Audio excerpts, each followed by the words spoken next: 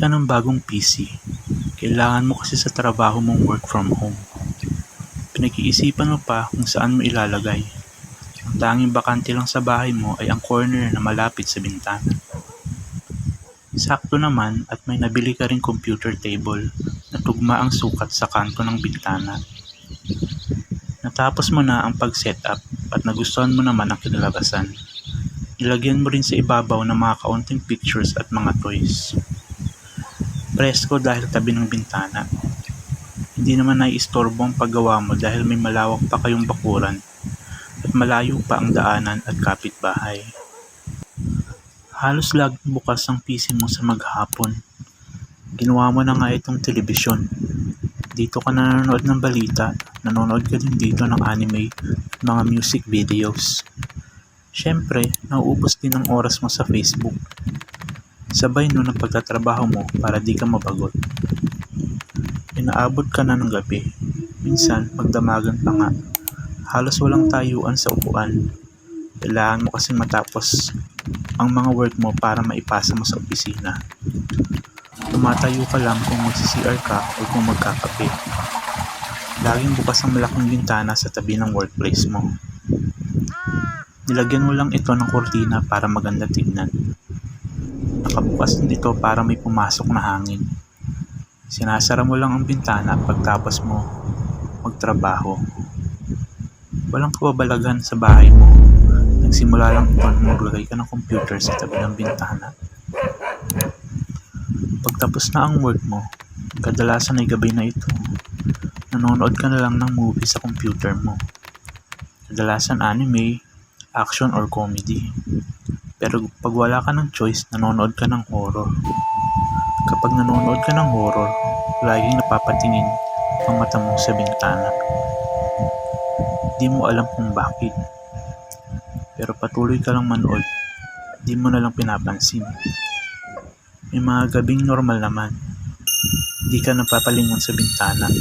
Pero kadalasan, kapag horror talaga ang pinapanood mo, lagi ka napapasulyap sa bintana. Wala ka namang nakikita pag napapalingon ka. Nag-automatic na ang ulo mo at lumingon.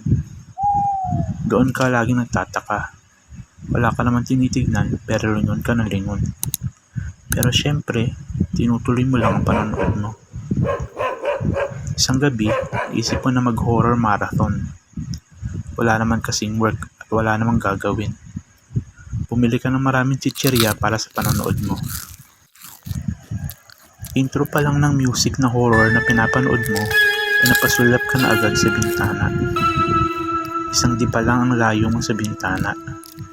Pwede kang mahawakan ng tao sa labas kung may nakatayo dito. Tinuloy mo na lang ang panonood habang nakaupo ka sa gaming chair mo. Parang medyo lumamig. Naisip mo baka kinalibutan ka lang dahil horror nga ang palabas na pinapanood mo. Dumampot ka ng potato chips sa lamesa nang biglang may nambato galing sa bintana. Isang maliit na sanga ng halaman. Napasilip ka sa bintana pero hindi ka tumayo sa upuan. Madilim ang paligid. Wala naman tao sa bakuran nyo at kahit doon sa gate.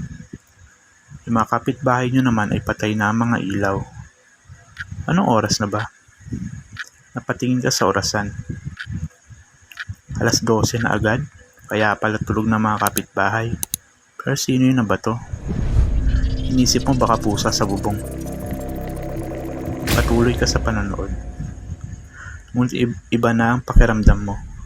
Parang mayroon kang kasamang nanonood. Ayaw mo mang tumingin, lumingon ka ulit sa bintana, ngunit wala ka namang makita. Lalo kang kinikilabutan kapag yung theme song na ng horror yung pinapatugtog. Kasi pag yun ang eksena, lumalakas ang pakiramdam mo na may kasama kang nanonood. Iba na ang pakiramdam. Alam mo sa isip mo na mayroon kang kasama. Hindi mo siya makita. Hindi mo alam ang gagawin. Ikaw lang mag-isa sa bahay. Inikot mo ang iyong paningin sa buong bahay, ngunit lagi kang napapatingin sa bintana. Pakiramdam mo talaga na may nakatayo doon na di mo nakikita. Guni-guni lang to, sabi mo. Baka dahil lang sa horror na pinapanood ko. Tumayo ka at lumapit sa bintana.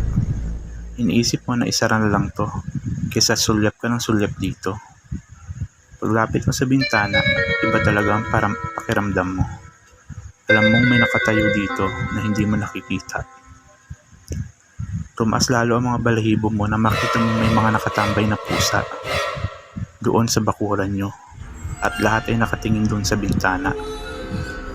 Hindi sila nakatingin sa'yo, mayroon din silang tinitignan na nasa harap mo. Nakumpirma mo, siguradong meron ng bagay na nasa harap mo, nakatingin sa'yo. Wala ka nang hinintay pang sandali, sinara mo na ang bintana at ibinaba na ang kurtina.